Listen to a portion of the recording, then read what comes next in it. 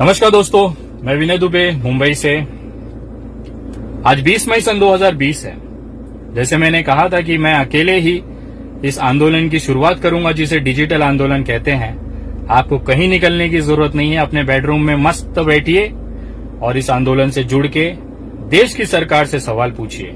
और अगर वो जवाब ना दे पाए तो अब ये सरकार को सत्ता में रहने का कोई अधिकार नहीं है, ये बताने का आंदोलन जिसे मैं शुरू करने जा रहा हूं।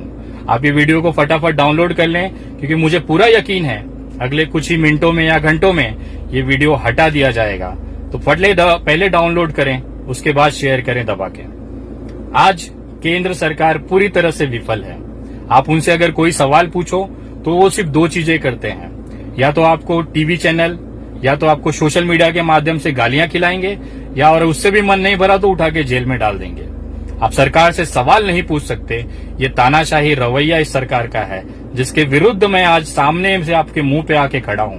मैं देखना चाहता हूं कि आप कितने लोगों को जेलों में डालोगे। आज सबसे बड़ा जो सवाल है, 5 महीने बीतने आया, आपके पास कोरोना से लड़ने के लिए क्या तैयारियां हैं?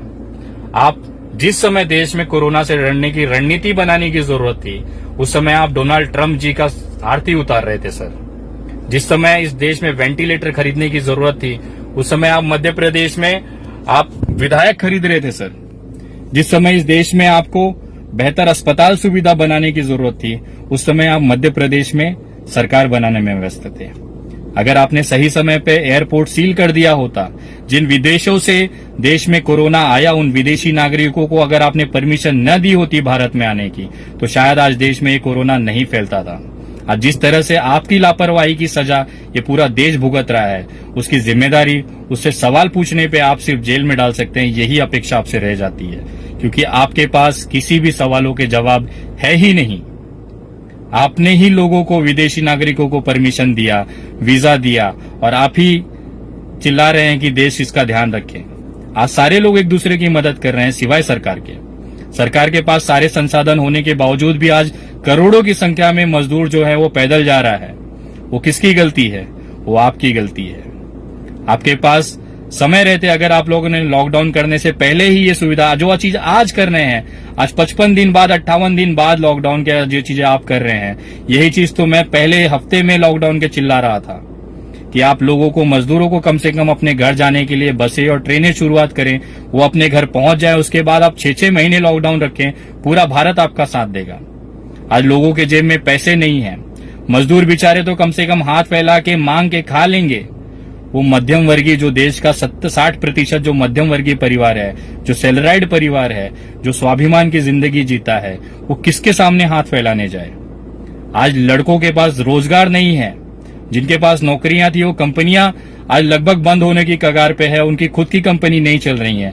छोटे कारोबारी जीएसटी से तबाह तो हुए ही थे, आज कोरोना की मार से डबल वो तबाह हो चुके हैं। अपने कर्मचारियों को कहां से वो पैसा देगा? जो होटल कर्मचारी है वो कहां अपने लोगों को पाल पाएगा? और ये मध्यम परिवार किसके सामने हाथ फैलाएगा सर?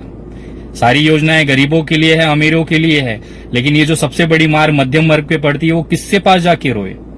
हमें घर का भाड़ा देना ही होता है, हमें अपने बच्चों को पेट में निवालना डालना ही होता है। आप लॉकडाउन रखें, कुछ भी करें, सरकारें आए सरकारें जाएं, ये इससे मध्यम परिवार मुंह नहीं मोड़ सकता है। आप कहते हैं कोई किराया न लो, और आप खुद ट्रेनों में जो मजदूर चले गए उनसे 700-700 रुपए का किराया वसूला। आप दूसरों से कैसे अपेक्षा कर सकते हैं कि अपने रूम का किराया नहीं लेगा, अपने दुकान का किराया नहीं लेगा? आप खुद किराया ले रहे हैं और दूसरों को सजेशन करते हैं कि किराया मत लो। कैसे? जिसकी रोजी रोटी वो किराया है, वो कैसे जिंदा रहेगा सर? आपके पास कोई सुविधाएं नहीं है। आप पूरी तरह से अमीरों की सरकार है। आप केवल उनके कर्जे माफ कर सकते हैं। आप अगर चाहे होते तो केवल कुछ 100 करोड़ रुपया खर्चा करके ये मजदूरों के लिए ट्रेन चालू कर देते, बसों की परमिशन दे देते। आखिर वही चीजें आप कर रहे हैं। मैंने पहले लॉकडाउन के अंत में जो चीज कहा था, तो मुझे जेल में उठा के डाल दिया जाता है कि आपकी वजह से भीड़ जमा हुई, कोरोना फैला इस मुंबई के अंदर आपकी वजह से। मुझे एक बात बताइए सर, मैंने मजदूरों की आवाज उठाई, उनके पेट के निवालों की बात की, उनके गांव जाने की बात की। लोग जमा हुए, किसी वजह से वहां पे जमा हुए, उसके बाद मुझे आरोपी बना दिया जाता है कि विनय दुबे की वजह से वहां पे कोरोना फैला, मुंबई में लोग जमा हुए, इससे कोरोना फैलने का डर था। मुझे एक बात बताएं आप सर, दारू की दुकान आपने खोली, ठेकों को परमिशन आपने दिया, देश में से दारू बेचने की परमिशन आपने दी, करोड़ों लोग वहां पे रात रात भर लाइनों में खड़े रहे, उससे कोरोना नहीं फैला होगा। सिर्फ विनय दुबे ने मजदूरों को कहा और मजदूरों से केवल कोरोना फैलेगा। आप किस तरह की आप राजनीति कर रहे हैं, हमें समझ से बाहर है।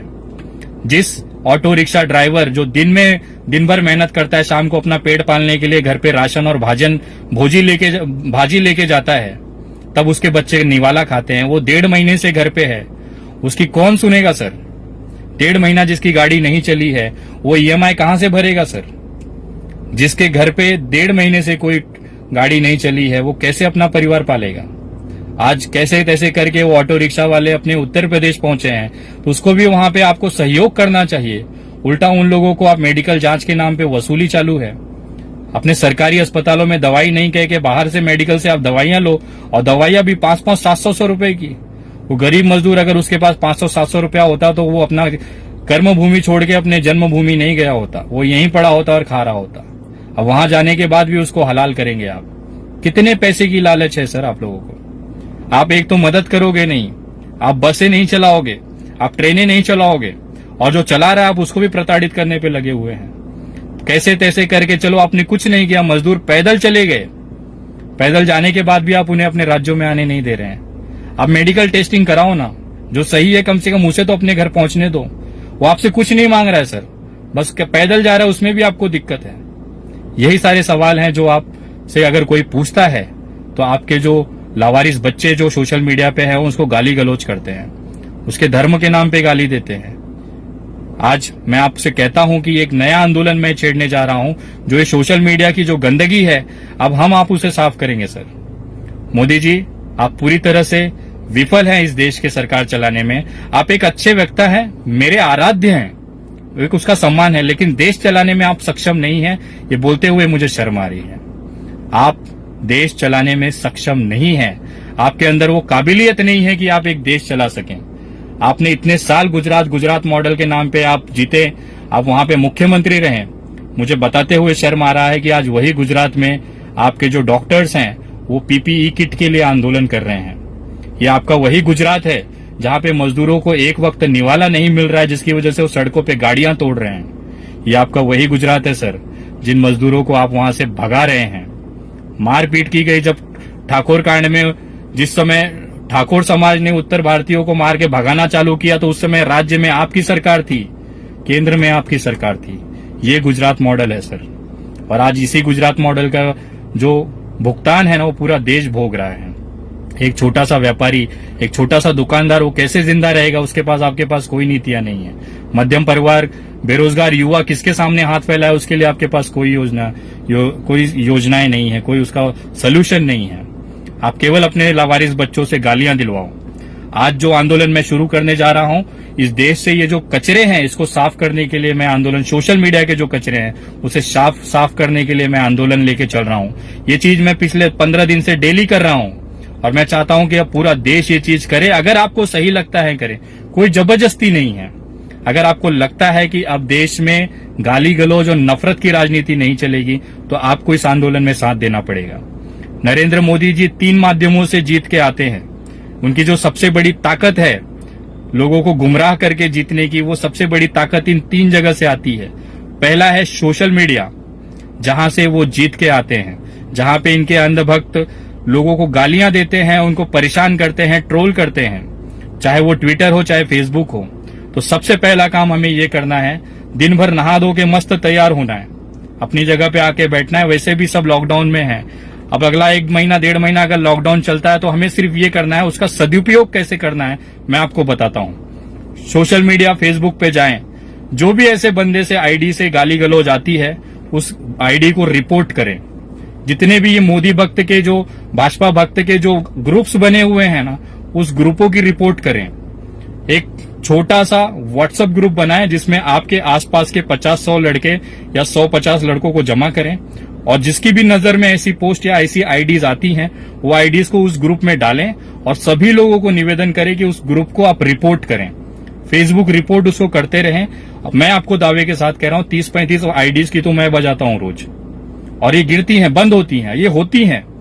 इसको प्रॉपर तरीके से रिपोर्ट करें, और रिपोर्ट कैसे करना है वो यूट्यूब पे आप सीख सकते हैं। तो ग्रुप बनाए, छोटे छोटे ग्रुप बना के वैसी आईडियो को ढूंढे जो गाली गलौज करते हैं, जो धर्म के नाम पे नफरत फैलाते हैं, चाहे वो हिंदू हो चाहे मुसलमान हो। जो भी गाली गलौज करता है, ये गाली गलौज के जो कीड़े हैं, ये जो कुत्ते हैं और जो कचरे हैं ना, इसे साफ करना अब हमारी जिम्मेदारी है। ये पूरे भारत की जिम्मेदारी है। सोशल मीडिया पे अब गाली गलौज और धर्म के नाम पे नफरत नहीं चलेगा। जो भी ऐसा करेगा उसकी आईडी बंद करा दीजिए, भले मेरी ही आईडी क्यों ना हो, बंद कर दो भाई, कोई दिक्कत नहीं है। ये फेसबुक पे आप रिपोर्ट करें। दूसरा, यूट्यूब चैनल। आपको बताते हुए आश्चर्यचकित हो रहा है कि जब से नरेंद्र मोदी जी की सरकार आई है, 1 लाख यूट्यूब चैनल से ज्यादा मोदी चैनल्स बने हैं वहां पे, जो केवल दिन रात मोदी भक्ति करते हैं। तो इन चैनलों को खोज खोज के उस चैनलों की रिपोर्ट करें, उसको स्ट्राइक करें। 2 से 3 बार स्ट्राइक और कम से कम 50 बार अगर उस पर रिपोर्ट होती है, वो चैनल बंद हो जाएगा। चैनल बंद कैसे करना है वो आप खुद यूट्यूब से सीखें। सारी यूट्यूब पे वीडियोस हैं, आप सीखें उसको। पहले 1-2 घंटा 4 घंटा लें, कैसे रिपोर्ट करना है सीखें, और होने के बाद उसको रिपोर्ट कर करके बंद करें। तीसरा, जो हमारी न्यूज चैनल है, इन न्यूज चैनलों की सबसे बड़ी प्रॉब्लम है कि दिन भर ये भक्ति करते हैं और हम कुछ नहीं कर पाते, लेकिन अब कर पाएंगे। मैं आपको बताता हूं, हमें गोदी मीडिया का बायकॉट करना है, पूरी तरीके से करना है। आप अपना परिवार और आस के जितने रिश्तेदार परिवार हैं उनसे कहें कि भाई अगर आपको सहमत हैं तो ही, जबरदस्ती नहीं है, कि आप ये जो अपना सेटअप बॉक्स है या केबल ऑपरेटर है उससे कहें कि हमें ये न्यूज चैनल्स नहीं चाहिए, उसको निकलवाएं। इनकी रेवेन्यू खत्म होगी तब ये अपनी औकात में आएंगे, तब ये सही तरीके से पत्रकारिता करेंगे। ये 3 जगह हमें करना है। आपको कसम खाना है, डेली प्रतिदिन कम से कम 100 फेसबुक आईडी अगर एक व्यक्ति रिपोर्ट करके बंद कराता है तो हम कहीं ना कहीं ये सोशल मीडिया का कचरा साफ कर सकते हैं। दूसरा, यूट्यूब चैनल, कम से कम 50 यूट्यूब चैनलों को हमें रिपोर्ट करना है। तीसरा, कम से कम 10 लोगों को प्रोत्साहित करना है कि ये जो न्यूज चैनल्स हैं उसको अपने सेट टॉप बॉक्स और केबल ऑपरेटर से हटाए। ये डिजिटल आंदोलन हमें लगातार करना है। और साथ ही साथ जब भी आप फेसबुक पे पोस्ट करें या फिर ट्विटर पे करें, आप जरूर उसमें लिखें मजदूर विरोधी, जो हैशटैग होता है उसमें आप लिखें मजदूर विरोधी नरेंद्र मोदी, मजदूर विरोधी भाजपा सरकार, भाजपा हटाओ देश बचाओ, इस तरह से। और लास्ट में आप डिजिटल आंदोलन करके एक हैशटैग चलाएं कंटिन्यू। इससे ये पता चलेगा कि आप इस मुहिम से जुड़े हुए हैं। डिजिटल आंदोलन विनय दुबे भी करके आप चला सकते हैं, आपकी मर्जी है। और मैं आपको कह रहा हूं, केवल 1 हफ्ते अगर तबीयत से ये कर दिया जाए ना, ये अपने घुटनों पे आ जाएंगे। इससे सवाल पूछने वालों की तादाद बढ़ जाएगी और जिस तरह से ये ट्रोल करते गालियां देते हैं वो पूरी तरह से खत्म हो जाएगा। जब भी आपकी नजर में कोई कमेंट आता है या जब भी आपकी नजर में कोई ऐसी आईडी आती है, उसकी तुरंत रिपोर्ट करें। उस गाली को बेस करके उस कमेंट को रिपोर्ट करें। मैं आपको दावे के साथ बोल रहा हूं, ये कचरा जो है ना सोशल मीडिया का, वो खत्म हो जाएगा। अब हमें ये करना है, say no to social media abuse. अब ये ट्रेंड चलाना है, ये काम करनी है। और उसके साथ में जल्द से जल्द, और मैं निवेदन करता हूं भारत सरकार को, मोदी जी आपको खुद को ये एहसास है कि आप देश नहीं चला पा रहे हैं। मैं आपसे निवेदन करता हूं कि स्वेच्छा से अपनी एक नैतिक जिम्मेदारी लेते हुए आप अपने पद से इस्तीफा दे दें, आप ये सरकार खत्म करें और राष्ट्रपति जी को ये मौका दें कि ये देश वो अपने हाथों से चलाएं। गवर्नमेंट चला लेगी, पुलिस चला लेगी, स्वास्थ्य सुविधाएं चला लेंगी, लेकिन मुझे ऐसा लगता है कि नरेंद्र मोदी जी और उनकी पूरी जो मंत्रिमंडल और सरकार है उस भारत देश चलाने में सक्षम नहीं है। तो एक नैतिक जिम्मेदारी लेते हुए प्रधानमंत्री जी अपनी स्वेच्छा से आप इसे इस्तीफा दे दीजिए और देश अब आपका भार नहीं उठा सकता है। आपने खुद कहा था कि देश की जनता जिस दिन चाहेगी उस दिन मैं झोला उठाऊंगा और चला जाऊंगा। तो मोदी जी अब वो समय आ गया है, कृपया झोला उठाएं और चले जाएं। देश को माफ करें। आपने जितना भी देश के बढ़ाने में आपने जो योगदान किया है वो इतिहास के स्वर्णिम पन्नों में रखा जाएगा। आप एक बेहतरीन लीडर हैं, एक बेहतरीन वक्ता हैं, उसका जो सम्मान हमेशा रह जाएगा।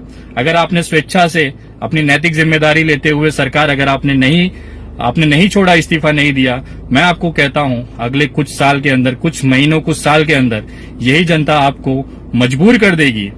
उस समय बहुत ही बेइज्जती वाली हालत होगी। इससे बेहतर है, आपको अभी भी समय है, आप स्वेच्छा से ये सरकार छोड़ दें। आपका सम्मान, मान सम्मान उसी तरह से बना रहेगा और आपका जो इज्जत है, वो जो सम्मान है, वो हमारे दिलों में हमेशा आबाद रहेगा। आप एक बेहतरीन इंसान थे। और जो भी ट्रोलर मुझसे पूछते हैं नरेंद्र मोदी नहीं तो कौन, मैं कहता हूं नरेंद्र मोदी नहीं तो राजनाथ सिंह, नरेंद्र मोदी नहीं तो लाल कृष्ण आडवाणी, नरेंद्र मोदी नहीं तो मुरली मनोहर जोशी, नरेंद्र मोदी नहीं तो केजरीवाल, नरेंद्र मोदी नहीं तो हिंदू हृदय सम्राट के वंशज हमारे महाराष्ट्र के हिम्मत श्री उद्धव जी ठाकरे साहब। ये नाम है। आपको लगता है कि बिना मोदी जी के देश नहीं चलेगा तो आप गफलत में हैं। ये जो महाराष्ट्र है या ये जो भारत है ये वीरों से खाली नहीं रहा है। तो आप ये भूल जाएं कि अगर मोदी जी नहीं है तो देश नहीं चलेगा। मोदी जी नहीं थे तब भी ये देश चलता था, और मोदी जी नहीं रहेंगे, इस्तीफा देंगे या प्रधानमंत्री नहीं रहेंगे तो भी ये देश चलता रहेगा। तो कृपया ये ज्यादा से ज्यादा वीडियो शेयर करें। और अगर आप मेरे फेसबुक आगे मेरी आने वाले आंदोलन से जानकारी लेना चाहते हैं तो मेरे Facebook page the Vinay Dubey THE space Vinay VINAY space Dubey DUBEY, इस पे आप पेज को लॉग इन लाइक करें, फॉलो करें, और इस पे आप मुझसे जुड़ सकते हैं। इस पे इस समय करीबन 65,000 फॉलोवर के आसपास हैं। ज्यादा से ज्यादा लोगों तक ये वीडियो बनाएं, पहुंचाएं। और जो लोग मजदूर वर्ग हैं उनको मैं निवेदन करता हूं कि आज ये सही वक्त है, अपनी आवाज उठाएं। आप सोशल मीडिया के माध्यम से छोटे छोटे वीडियोस बना के पोस्ट करें। आप तमाम लोगों से कहना चाहता हूं कि साथ ही साथ एक छोटा छोटा वीडियो बना के आप डालें और उसमें सरकार से सवाल पूछें कि मेरे घर का राशन खत्म हो गया है, मैं क्या करूं, मेरे घर पे बीमार है, अस्पताल में बेड नहीं है, मैं क्या करूं। सरकारों से सवाल पूछे, ट्विटर पे सवाल पूछे, लगातार वीडियो पोस्ट करते रहे, छोटी छोटी वीडियोस पोस्ट करते रहे। अगर नहीं होता है तो मेरी वीडियो वायरल करते रहे, उनको पहुंचाते रहे। आपकी जगह पे मैं सवाल पूछता रहूंगा। अगर इस बीच मुझे प्रशासनिक कोई कार्रवाई होती है तो बस आप लोग इतना करिएगा, ये मुहिम, ये आंदोलन न रुकने पाए। सरकार से सवाल पूछा जाना चाहिए और सरकार की जिम्मेदारी है वो उसका जवाब दे। जय हिंद, जय महाराष्ट्र।